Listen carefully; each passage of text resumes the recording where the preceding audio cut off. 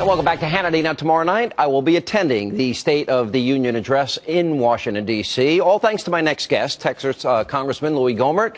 He's a representative, and he invited me a few weeks ago, and I have graciously accepted. And he's here now with a preview of our big day. Congressman, all right, what do I got to expect here? Am I going to get booed by the Democrats? Well, as I told you, you know, when you're about to enjoy something as pleasurable as this State of the Union address, you just kind of want to share it with people you really like you. So, now, I tell you, though, one of the things I'm now not expecting to be in that people were saying he's going to talk about, you know, the income disparity between the rich and the poor.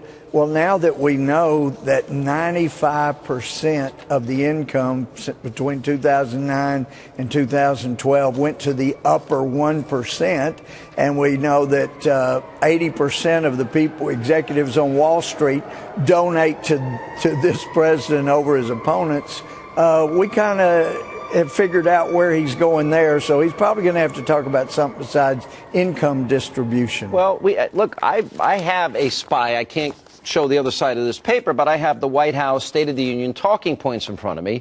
One of the issues that's going to be a big news as of tomorrow, and that is the president who's saying when American jobs and livelihoods depend on getting something done, he's not going to wait for Congress. Now, I look at the Constitution, I see something known as separation of powers, co-equal branches of government. There's been a little bit of lawlessness in years gone by, recess appointments when the Senate's not in recess, unilaterally changing the health care law, not enforcing immigration law. Is there lawlessness going on here? Well, there certainly appears to be when you just ignore the Constitution and say, oh, I don't like that law, I'm not going to enforce it, I'm not going to enforce this law. Oh, I don't like the immigration law, so here's the new law. I mean, that's what kings do. But I tell you, though, on as far as just doing things on his own, when we also see the numbers, Sean, that, let's see, he has helped 12.5 million out of poverty since he's been president, but he's pushed 13.5, something like that in. I mean, he's pushed nearly 1 million more into poverty than he's helped get out. You know, that's not a good record to talk about, so he needs to talk about something else, I'm sure. 50 million Americans on food stamps, nearly a doubling of that number, and the largest number in decades in the labor participation rate in terms of the lowest number we've had. Should he apologize? And it would be humorous. Should he apologize over Obamacare and like your doctor, keep your doctor, like your plan, keep your plan?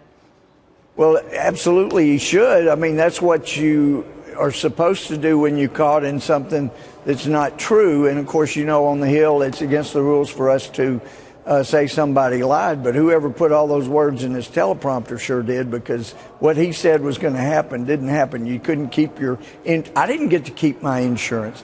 I didn't get to keep my doctors, and so obviously that wasn't true. Seemed like somebody tried to set the record straight some years back when he was talking about those kind of things. All right, last thing. I just want you to know, you mentioned the Joe Wilson incident. Just to remind people, I am going to be your guest. Remember when he said this?